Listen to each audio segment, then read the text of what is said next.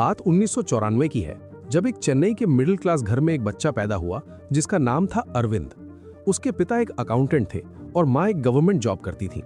उनके पूरे खानदान में दूर दूर तक ना कोई इंजीनियर था, ना ही किसी का टेक्नोलॉजी से कोई लेना देना था।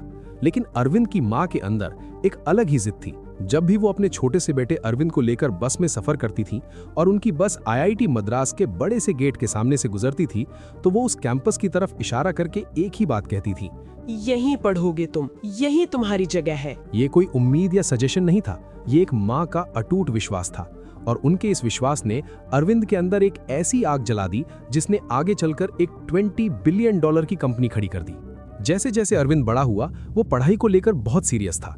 उसने बचपन से ही तय कर लिया था कि उसे आईआईटी मद्रास से ही कंप्यूटर साइंस पढ़नी है, लेकिन ऐसा हो नहीं पाया। जब उसके जेईई के रिजल्ट्स आए तो वो उसके लिए बहुत बड़ा झटका था। उसका कंप्यूटर साइंस डिपार्टमेंट का कट ऑफ सिर्फ 0.01 पॉइंट से मिस हो गया था, सिर्फ 0.01 पॉइंट्स। मजबूरन उसे इलेक्ट्रिकल इंजीनियरिंग में एडमिशन लेना पड़ा। लेकिन इलेक्ट्रिकल इंजीनियरिंग पढ़ना उसके लिए फायदेमंद साबित हुआ। उस डिग्री ने उसे मैथमेटिक्स और लॉजिक की ऐसी सॉलिड फाउंडेशन दी जो आज के एडवांस्ड एआई को समझने के लिए सबसे जरूरी है।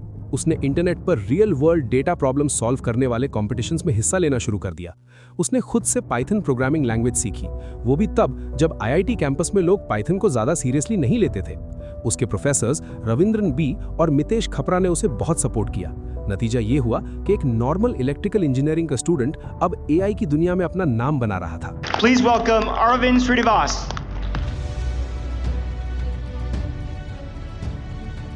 2017 में उसने अपने सपनों को और बड़ा करने के लिए इंडिया छोड़ दिया। उसका टारगेट था स्टैनफोर्ड यूनिवर्सिटी, वही जगह जहां से गूगल और याहू जैसी बड़ी कंपनियां निकली थी। लेकिन यहां भी उसे रिजेक्शन का सामना करना पड़ा। फिर उसे यूसी बर्कले में एडमिशन मिला। सच कहा जाए तो ये भी उसके लिए एक छिपी हुई जीत थी, क्योंकि उस वक्त बर्कले दुनिया में नए एआई रेवोल्यूशन का सबसे बड़ा सेंटर बन रहा था। वहां उसने पीटर अबेल जैसे वर्ल्ड क्लास मेंटोर के साथ एआई के सबसे एडवांस्ड कॉन्सेप्ट्स पर काम किया। लेकिन उसकी पीएचडी की जर्नी बिल्कुल भी आसान नहीं थी। इसी स्ट्रगल के बीच उसके दिमाग में एक ऐसा आइडिया आया जो आगे चलकर परप्लेक्सिटी की नींव बना। एक ऐसा एआई जो आपको जवाब तो दे, पर साथ में ये भी बताए कि उसने वो जवाब कहां से लिया है, यानी सोर्सेस साइट करे। एक वर्चुअल पीएचडी स्टूडेंट की तरह जो बिना सॉलिड प्रूफ के हवा में बातें ना करे। उस वक्त ये सिर्फ एक छोटा सा आइडिया था, लेकिन बहुत पावरफुल था।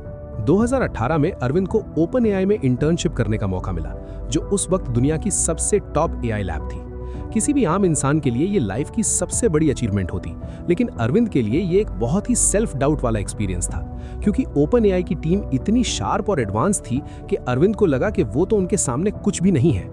लेकिन उसने हार नहीं मानी। उसने अपनी हर एक कमजोरी पर काम किया और खुद को पूरी तरह से रीबिल्ड किया। वो इतना बेहतर बन गया कि बाद में वही ओपन एआई उसे फुल टाइम रिसर्च साइंटिस्ट के तौर पर वापस बुलाने पर मजबूर हो गया। 2019 में डीप माइंड और गूगल ब्रेन जैसी टॉप लैब्स में काम करने के दौरान उसने गूगल की स्ट्रैटेजी किताब इन द प्लेक्स को गहराई से समझा। दुनिया की top 3 AI labs open AI, deep mind और गूगल ब्रेन में काम करने के बाद अरविंद को एक कड़वी सच्चाई समझ आई, वो अनएम्प्लॉयबल है। बड़ी कंपनीज का स्लो प्रोसेस और किसी बॉस के अंडर काम करना उसके नेचर में नहीं था। इसी सेल्फ अवेयरनेस के चलते अगस्त 2022 में उसने कॉर्पोरेट लाइफ हमेशा के लिए छोड़ दी और अपनी खुद की कंपनी शुरू करने निकल पड़ा। कंपनी शुरू करने के लिए उसने एक जबरदस्त टीम बनाई। अरविंद खुद सीईओ बने, डेनिस यारात्स जो मेटा एआई से थे सीटीओ बने, जॉनी हो स्ट्रैटेजी देखने लगे और एंडी कॉन्विंस की प्रेसिडेंट बने। टीम में टैलेंट की कोई कमी नहीं थी, लेकिन उनका जो पहला आइडिया था वो बुरी तरह से फ्लॉप हो गया। उनका प्लान था बड़ी कंपनीज को एक ऐसा इंटरनल सर्च इंजन देना जिससे वो अपने डॉक्यूमेंट्स एआई की मदद से सर्च कर सकें। जब वो मार्केट में पिच करने गए तो उन्हें हर जगह से रिजेक्शन मिला। कंपनीज का कहना था कि उनकी खुद की टीम ऐसे टूल्स ओपन सोर्स सॉफ्टवेयर से आराम से बना लेगी। यहाँ उनका पूरा बिजनेस प्लान फेल हो गया। फंड रेज करना भी मुश्किल हो गया, क्योंकि इन्वेस्टर्स का मानना था कि उनका आइडिया क्लियर नहीं है और इसमें बहुत रिस्क है। इसी दौरान 2022 में एक इंडियन इंजीनियर आदित्य भारद्वाज को इस कंपनी का फाउंडिंग इंजीनियर बनने का ऑफर आया था, लेकिन आदित्य को लगा कि परप्लेक्सिटी में बहुत रिस्क है, तो उसने ये ऑफर छोड़कर FTX ज्वाइन कर ली। बाद में FTX कंपनी पूरी तरह से डूब गई और आदित्य ने पब्लिकली माना कि ये उसकी लाइफ की सबसे खराब फाइनेंशियल डिसीजन थी। अरविंद ने इस बात पर बड़ा ही मैच्योर रिएक्शन दिया और कहा कि टेक की दुनिया में आगे क्या होगा ये कोई नहीं जानता। दिसंबर 2022 में उन्होंने एक नया प्रोडक्ट लॉन्च किया जिसका नाम था बर्ड SQL। इसमें लोग नॉर्मल लैंग्वेज में टाइप करके ट्विटर के डेटाबेस में सर्च कर सकते थे, जिसकी खुद जैक डॉर्सी ने तारीफ की थी। लेकिन यहाँ भी प्रॉब्लम आई। ट्विटर और लिंक्डइन जैसे प्लेटफॉर्म्स ने अपना डेटा देना बंद कर दिया, जिससे उनका ये प्रोडक्ट फेल हो गया। तब अरविंद ने एक बहुत बड़ा और लाइफ चेंजिंग फैसला लिया। उसने तय किया कि किसी एक प्लेटफॉर्म के डेटा पर डिपेंड रहने के बजाय वो पूरे ओपन इंटरनेट को एआई के जरिए सर्च करेंगे। आइडिया बहुत सिंपल था। इंटरनेट पर सर्च करो, टॉप लिंक्स निकालो, उन लिंक्स का टेक्स्ट उठाकर एआई मॉडल जैसे GPT 3.5 में डालो और एआई से कहो कि वो यूजर को एक साफ जवाब दे, वो भी इस सोर्स के साथ कि उसने वो आंसर कहां से बनाया है। शुरू में इसमें थोड़ी प्रॉब्लम्स भी आईं। एक बार सिस्टम ने किसी जिंदा एकेडमिशियन को मरा हुआ बता दिया क्योंकि उसी नाम का कोई और शख्स गुजर गया था। ये एक PR प्रॉब्लम बन गई, लेकिन क्योंकि जवाब के नीचे सोर्स दिया हुआ था, इसलिए लोगों ने खुद वेरीफाई कर लिया कि सिस्टम ने गलती कहाँ की है। इस छोटी सी गलती ने ही ये प्रूव कर दिया कि सोर्स प्रोवाइड करना सिर्फ एक फीचर नहीं है, ये लोगों का ट्रस्ट जीतने का सबसे बड़ा हथियार है। जब उन्होंने अपने प्रोडक्ट में एक के बाद एक फॉलोअप क्वेश्चंस पूछने का फीचर ऐड किया, तो लोगों का एंगेजमेंट रातों रात डबल हो गया।